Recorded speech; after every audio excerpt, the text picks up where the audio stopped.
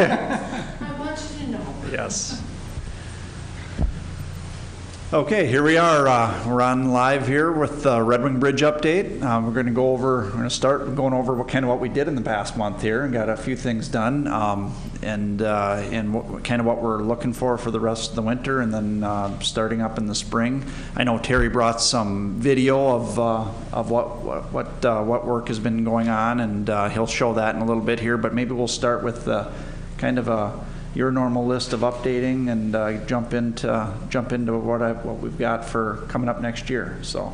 Well, great. Thanks, Jay, and welcome everyone to 2018. It's going to be a good year. Be optimistic. So I'd like to start again with safety.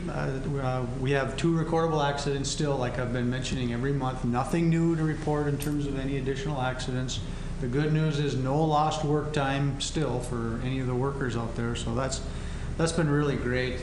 Another thing, kind of a sidebar in terms of safety, is later this month we're working with the Red Wing Fire Department, and we're going to do a mock drill of a worker falling into the river, and kind of the rescue event, to make sure that as a team locally, our contractor and our workers in the fire department, in terms of response, we understand the challenges and risks. Because as somebody goes in that river, that's a serious thing, and we want to make sure we're fully prepared for that. And that's kind of the next piers to be built will be those river piers. So we want to make sure we're working in a safe, and we know what we're doing if something happens. So exactly, you have to get out at what we call Pier 2 out in the river. That's kind of on deck, as Jay mentioned. So, and then again, the project, just a quick overview. We're still on schedule and still on budget. The extreme cold hasn't helped. It was really, really cold over the holidays, and we did have to take a little bit of a step back and slow down our operations. But we're back in full force now, trying to get back into things. But again, that extreme cold really did not help in terms of schedule, but it hasn't put us behind. In terms of traffic, the river crossing is as is, like I mentioned last time. There's really not going to be any changes for the river crossing and the bridge coming into town, the slip ramp. We did a nighttime detour December 14th for removing a portion of what we call Bridge 9103. And I really want to thank the community for their patience. And we think from a project perspective, in terms of safety and minimizing impacts to the community, we think it went really well, and it was the right approach. Understand there's some inconveniences, and we heard that from a resident today, that it was quite noisy overnight, and that's the jackhammers were pounding a concrete bridge apart. So, and we do appreciate the cooperation, and it is definitely inconvenient to that, especially that neighborhood right there. So Jay and his team did a great job of working to try and get the word out to tried to let everyone know and get flyers out. We did door hangers. It got to the businesses just to let people know this is what's going to happen, and we're hoping one night, and it was one night, so that was good. It didn't stretch out, so that people can rest up and be prepared. We're not done removing that bridge. As you know, that was a portion of it. So in April, once we switched traffic onto the button hook and closed down the slip ramp, then we'll have to go back in and remove the remainder of the bridge, and that could take perhaps 2 nights. We'll see how. We haven't planned that out yet, but again, we're not done making noise removing that bridge. So bear with us, and we'll do the best we can to get the word out so people can prepare their lives appropriately. We're doing some lane closures on Highway 61 in terms of traffic. As I drove through today, we were out there with lane closures. We're still removing a portion of the bridge, what I call the abutment side, cleaning things up, and we're starting to work in the area of ADM along their wall. That gets us into the south abutment of the New River Bridge. So the bottom line is that area on northbound 61 is really our access to that work area that we're getting into. So as we put up our lane closures, again, be patient with us, and those do not seem to have much of an impact on traffic. And then I just want to highlight again the closure of the slip ramp in early April. We've talked about that before, but that slip ramp is going to close in early April, and all traffic is going to be routed to the button hook and the new signalized intersection on Highway 61.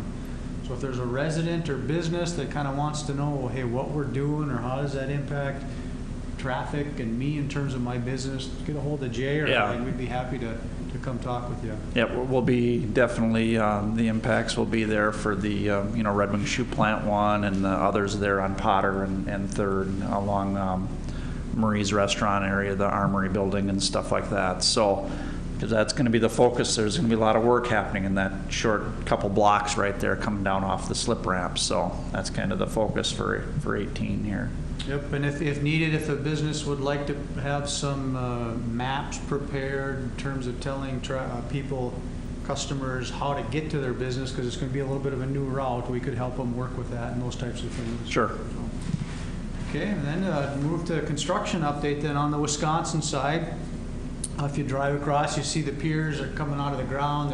They've got it covered with some black material to keep the rebar from the elements, if you will. But they're looking it's looking like a bridge over there on the Wisconsin side, which is good.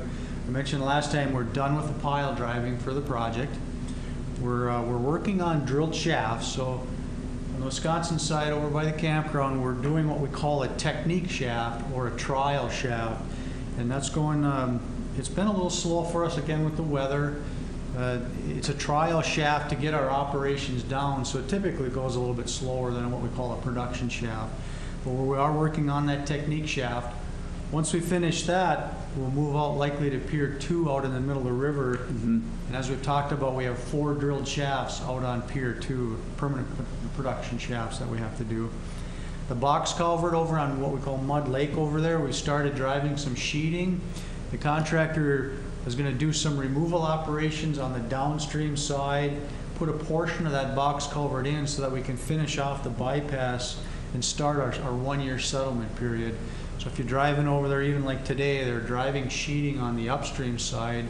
We need to close that off in terms of the water flow, and so we can work in a dry environment and putting that new box culvert on the downstream side in.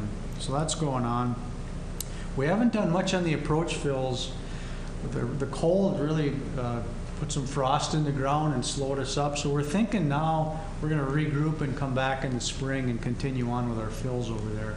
So you may not see much in terms of any trucks hauling sand like we've been doing for most of the project. We were hoping to work through the winter time if it wasn't too difficult to keep that from freezing, but that extreme cold kind of hit us pretty hard in that regard. That's the fills with for the surcharge. The surcharge, the new bridge approach, if you will, on the Wisconsin side. So on the Minnesota side then, Pier 1, the crane bench I mentioned last time has been built, and the coffer dam, so that not a lot of work there. That's kind of in the queue, if you will.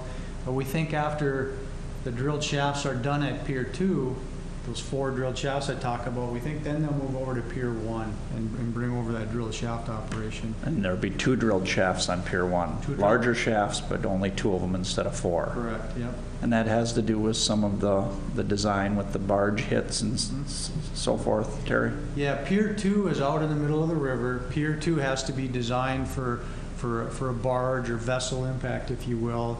So it needs a very stout foundation, and that's they're in the 4 drilled shafts and a little stronger pier foundation, if you will. Okay. And then scour's a little more concern out at Pier 2 as well in terms of river scour. So those factors play into the bridge design and the foundation strength, if you will. And I mentioned we're working along ADM for getting into that area for to get that south abutment going on the new bridge. And then on the grading side, the Highway 61 traffic signal system is pretty much finished up, ready to go in the spring and April when we put that traffic on the button hook. And the button hook and retaining wall 1, the curved wall portion that we built of that, we're pretty well done in that area till springtime. So you're not seeing much going on there, and that's by design. There's really not much left there that we have to do until spring. So that's the update. I've got some videos, Jay, if you want to. Yeah, I got one question for you, Terry. Before you, when we did the Main Street project, we brought conduit with the communication connection from our signal system. Is that going to be connected in with the new signal when it goes operational, or not quite yet? Well, the actual being able to have the signals coordinate together all the way down the line from the new signal to Plum Street to Bush Street to Broad Street. Yeah, right now, in terms of interconnecting all those signals, I don't believe that's part of the plan. Okay. To run a conduit and interconnect the signal on Highway 61. out with the, the ones in town. Okay. We can talk about trying to do that if we wanted to. Sure, and take a look at that. I know we made sure to have it stubbed out with our project that ended at Potter for interconnectivity, because the signal will go away at Third and Plum. Correct. So then we'll just have the straight signals just on Main Street, Main and 61, all along 61. So that was kind of the idea, because right now Third and Plum is interconnected with the other signals by radio, and we were going to do that all hardwire connected. So maybe we'll talk more about that and Yeah, check that the out. new button hook really should have a pretty quick cycle length, Okay. because there's not full movements out there. Yeah. So we could talk about the pros and cons of trying to interconnect that. Okay. Sounds good. I'll continue on. So signal goes away at Third and Plum and that becomes a stop sign or? Correct. The question that Patty had was about the signal at Third and Plum going away, and that is correct. It will be a four-way stop at that location. Of course, a lot different traffic volume when we've got the button hook in place. So, yep, that'll be a four-way stop and function similar to Plum and 4th Street, which is a four-way stop right up here by City Hall. So, yep. Okay, so the first one's a graphic of the slip ramp and the button hook, and just to point out to make sure it's clear to everyone. So in early April of this year, what you see boxed in blue there is what we call a slip ramp. It's the entrance into Red Wing or the entrance out of Red Wing to get to the river bridge. That closes in April, and it doesn't come back until 2019, and it's only an inbound movement at that point in time. So when the outbound movement closes in April, that never comes back as part of our project. But the point is traffic then in April has to take that button hook, and they'll have to take that button hook movement for a while, for over a year. So if businesses want to, again, some mapping or some graphics or something to tell people how to get to their business, this new routing, if you will, just let us know and we'll be happy to try and help with that. That's kind of the purpose of that one, to show that graphically. So I'll start with some bridge-related videos over the past month. So here's from the south of Buttman area, the New River Bridge, kind of standing up on the top of that bluff, looking over Pier 1 and the crane bench and the cofferdam, and then looking across, you see the snow and the cold conditions, but the drill shaft operation is getting mobilized at this point over on the campground. There's some big tanks over there. They're producing what we call a slurry mix in those big tanks, and they cycle that into their drilled shaft operations. So just a picture of what was going on at that point in time, or video, if you will. This one's the actual drilled shaft operations from up on the Eisenhower Bridge looking down. There's a smaller cofferdam that they put in. The auger you can see to take material out as they're drilling, the drill rig, and then there's a support crane with them, the large casings that they put down into the shafts, and then the slurry tank farm, if you will, which is over the campground area. Another video, kind of that same area. Again, the cofferdam, small cofferdam for the technique shaft, the drilled shaft piece of equipment, the casings, a little better view of the tank farm over there, the slurry tank, cranes, big rebar cage to the right on the screen, in the middle bottom there is a big rebar or reinforcing cage that goes into the technique shaft that they've put together already. It's quite an operation, that whole drilled shaft. That's all just a test shaft, correct, Terry? That one is all just a test shaft to get our operations down and make sure we've got the methodology and means and methods all good to go. So we'll pour concrete in that technique shaft just like we will on our production shafts. It's not a permanent element of the bridge. It'll be a temporary element it'll stay in the river, but it's not a part of the design or the new bridge at all. So here's ground level then of that same area. You can see the big rebar cage with rollers on it to keep the spacing from the side of the casing, the support crane, the big large shaft casings that they lift and put in, and then this is back over to the Vite drilled shaft equipment on the left. So Terry, that test shaft then is abandoned in place, is that correct? Yeah, it's below abandoned. the riverbed? Correct. Basically abandoned in place. Mm-hmm. This is a picture of the rebar cage looking into it. You can see the significant work that we put into it. And we want to put the same rebar cage in the test shaft or technique shaft. So as we pour concrete in there, we get a real good feel for how the concrete reacts with all that rebar in there. Because you can start to have voids if you're not careful in placement, or you don't have the right type of mix, the flowability of the mix. So we look at all of that type of stuff. And again, another video of the drilled shaft equipment from Vite and the tank farm and such. I think when we brought over the group with the chamber, Patty had brought over your group, we were just starting to get the building out into the river to get to this point to put in this temporary shaft. Yeah. Yep. They got this out of the equipment before it was moved up to the river. Yeah. Yep. Now that big drill is moved right onto the river's edge there. This one I got to apologize. I think it's going to be sideways. Yeah, I apologize for this. It was taken sideways, but it's cleaning out all of the shaft itself. So they're pulling up their auger in this one, and eventually, I just want to give you a feel for, they put their auger down and they spun it and they're cleaning it out inside their a casing. So here comes their auger with one round of clean out, if you will. So it's a fairly, slow process. It doesn't happen extremely fast. So they go down, they auger, pull it up, and then they got to turn around and spin that material off into a containment system, and we got to make sure we're not spilling material into the river. So that's all engineered, if you will, by our environmental team. And then they'll go down and they'll spin that auger off and get the material off, and then they'll go take another round. So it does take some time to do that. So those are some bridge videos of action or activity that we've had.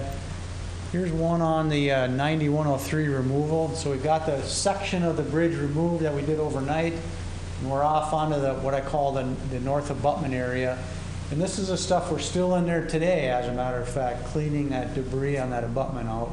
So the night work, we got out what we needed to get over traffic out of the way, but that wasn't the entire operations that we had to do. And this is exactly where the temporary bridge needs to go. It gives you a real good picture of how that temp bridge is going to fit in between what's left and Barn Bluff there. So we are not digging into Barn Bluff. We haven't dug into Barn Bluff for the project at all, the historical limits. And then just another view of that same area. Pieces, the portions of the bridge that we removed and where the temp bridge goes. So we'll get in pretty quick and we'll start doing foundations on the temporary bridge, and you'll see that come together by April so that we're ready to Terry, switch could traffic. you cue that one up again, that last Sure. one you just had? Yeah, sure. And then just pause it right there. If you can. Excuse me. Does that work? Yep. Over there, I just want to let everyone know, you can see that railing, that kind of that historic looking railing on this bridge. We're going to get a couple pieces of that, and that's going to go up at the museum. In the back, there's actually, in the backyard of the museum up on top, there's a section of the bridge prior to the Eisenhower Bridge, a section of railing. So we're going to save a piece of railing from this here and a piece of railing from the Eisenhower Bridge to put up there. It's kind of a neat spot if you're out in that backyard. It kind of overlooks the river, looking right down at Barn Bluff and the river crossing. So we're excited that we're able to put that into the contract and have those pieces delivered to the city, and then we'll install them up there. Probably put together some type of plaque and a commemorative type thing for the Eisenhower Bridge. So. And then in that same light, Jay, Bridge 9103, this bridge it's actually historic. And I was fortunate enough to have my team and the contractor carefully remove the bridge nameplate from that abutment area. And I've actually got that in my possession, so we'll give that locally to probably the Goodhue County Historical Society. And so we're trying to do our best to preserve some of the historical elements as best we can for the community. And I think we talked about maybe some of the nameplates off the actual Eisenhower Bridge as well. There's one larger one and one smaller one, I believe we're talking about. So try to get those preserved and get them up to the Historical Society. That'll be good. And that's harder to do than you think, because a lot of the workers, they like to have those nameplates and Yeah. they're proud of those. So, Yeah. so we're really happy our team was able to do that for the community. So some grading videos. Here's the button hook area. Hooks, since I think this was like December 4th this video was taken. So a lot has changed in terms of the weather, how that area looks. But pretty well got things, wrapped up here. Not a whole lot going on at this time. We're still working a little bit on the retaining wall. The signal system, still a little bit of work was going on, but you can see the light standards and signal system, and the blanket, the finishing touches on the slopes and stuff. So we're in pretty good shape in early December in that area.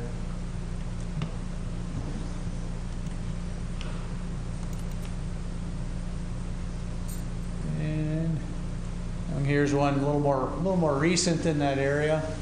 I'm looking from that bridge 9103, then looking down on traffic on 61, and again the light standards. And here's that example I talked about, the lane closures, the daily lane closures that we're using to keep traffic out of where we need to work.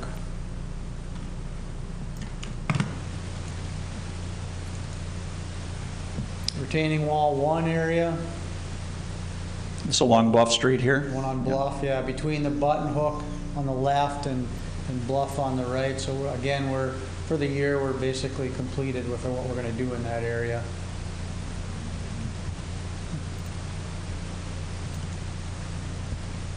Here's the box culvert on Mud Lake on the Wisconsin side. About 10 by 10 box culvert. So there you can see the sheeting they're putting in. We're in the process of getting that sheeting in, and again getting the flow cut off, so then we can go back to the other side, the downstream side, and do some removals, and then put in at least the bypass section of the box culvert on the downstream side, and get that settlement period started over there. Another view of that same area, and driving some sheeting. So you've seen our sheeting operations quite a bit on the job. This really isn't anything new in terms of that operation, but that was the existing head wall of the box culvert right there.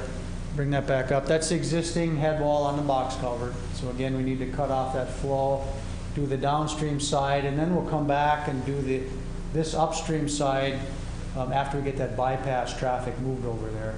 Because traffic is on this side right now, so that'll be the next phase of this box culvert work, is to, after we get traffic pushed over onto the bypass, we'll come back and do this upstream side, remove that, and put the new pieces in.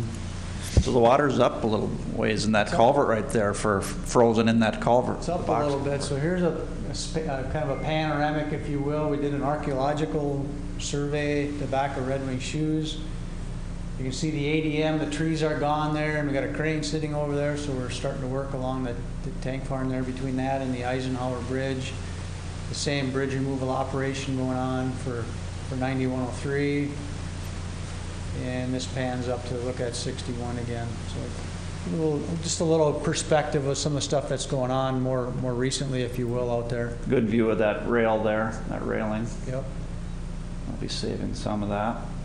Yep.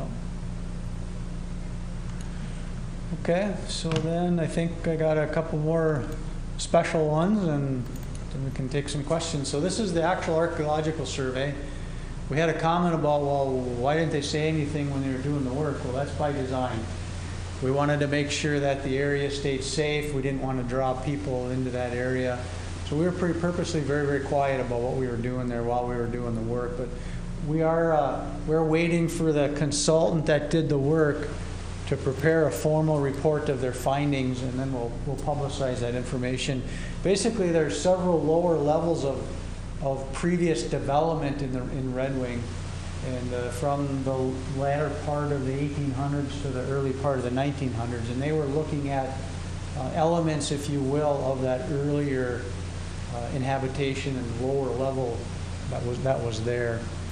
So they found some things, nothing very high quality from my talking with them in terms of the archaeological or historical elements, but important nonetheless.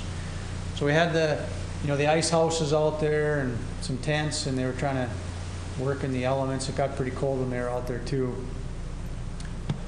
We thank Red Wing Shoes for their patience. We're in their backyard, working, digging and stuff. Red Wing Shoes was real good with us.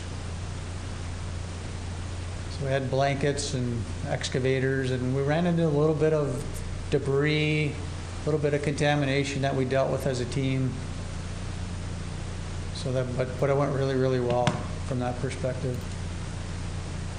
Here was a little colder day. The two workers that were there are inside the fish houses. They had some areas that they had isolated. One was a well, and one was more like a little outhouse area. They were looking into what was there. And finally, that same, little different view, a little better weather that day. With the two archaeological staff members that were out there working. Foundations of some old buildings right around in there? Yeah, some foundations in there, some bottles and some food and, fish bones and all kinds of different things that we found in there. It's kind of fun because you never really know what you're going to encounter when you start digging like that. So with that, we can take some questions. Yeah, so that was kind of known kind of at the beginning of the project that we're going to be doing that archaeological excavation there, just because of what the old survey showed for development and stuff like that, through the whole process of putting the plans together. Correct, Terry? Yeah, typically we like to do those archaeological surveys before the construction work starts, before the contractor even comes to town. But this one was a little unique in that, that back parking lot is really, really important to Red Wing Shoes. There was a lot of excavation and a lot of impact there. So we asked if we could incorporate this archaeological survey into the project and do it while we had a contractor working here and make it more efficient for us, but less impact, if you will, to Red Wing Shoes in the community. And fortunately, we were allowed to do that, and we're happy that we got the approval to do that. Yeah. Okay. How about any questions? Anybody have anything? Patty, have you got anything that's come up, or? It's been pretty quiet. It's been pretty quiet. Yeah. As far as bridge questions. Yeah. It's been quiet except that one night that we knocked. And we did hear about that. Yeah. Oh, yes. Yeah. But, I think the businesses were well prepared. The information's out there. So Yeah. we didn't hear any negative feedback as to, we didn't know what was going on. It's very well laid out. Sure. Good. Yeah, Patty just mentioned that the communication sounded good. The businesses knew what was going on. I think we tried to inform the residents as well to make sure, and it's been cooperative, I think, all around. Wouldn't you say, Terry?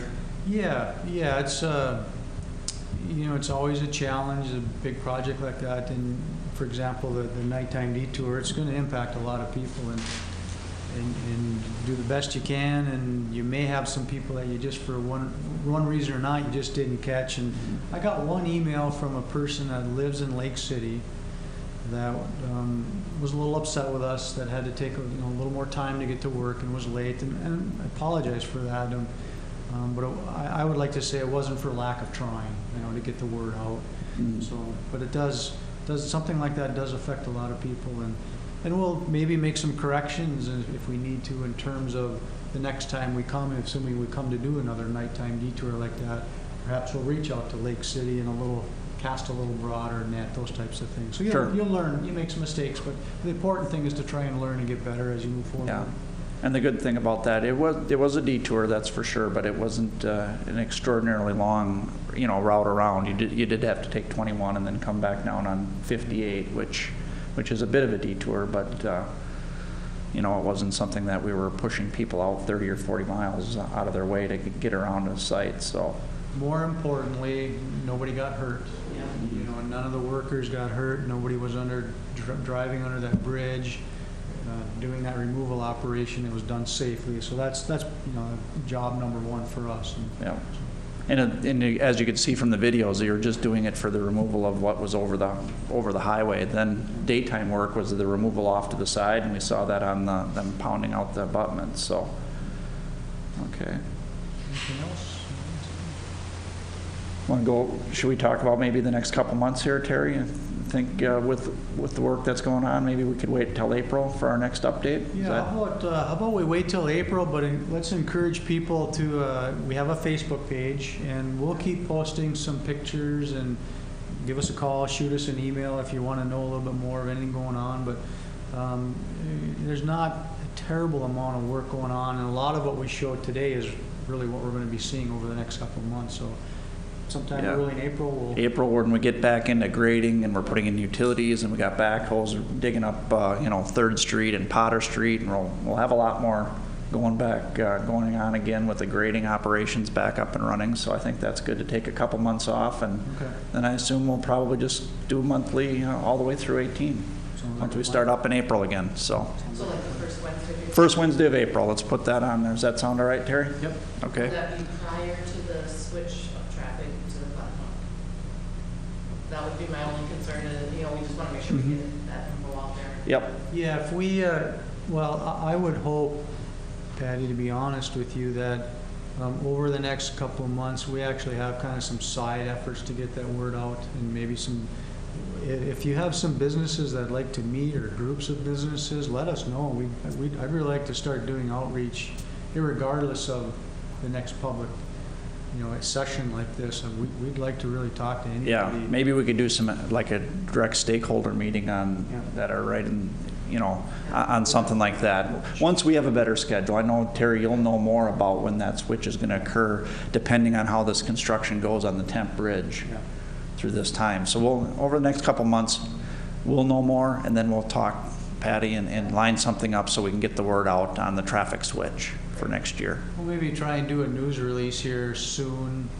We'll maybe put that graphic up on Facebook and start to get the word out, and then develop maybe a strategy for public outreach. But again, certainly if any of your members want to talk with us, let us know. Yep. I know the manufacturers are going to come over, the Manufacturers Association is coming over in April for a tour, so. A tour, the Manufacturers Association for a bridge tour? Yes. Okay. I think they've reached out to you, is that? They have. Okay, They got a because hold of you, I think Terry? that's in the works, yes, so. All right. Yeah, I'm working with Bill Simmons over at Yes. ADM. And, Yeah. yep. Good. All right. Sounds good. Thank you for coming.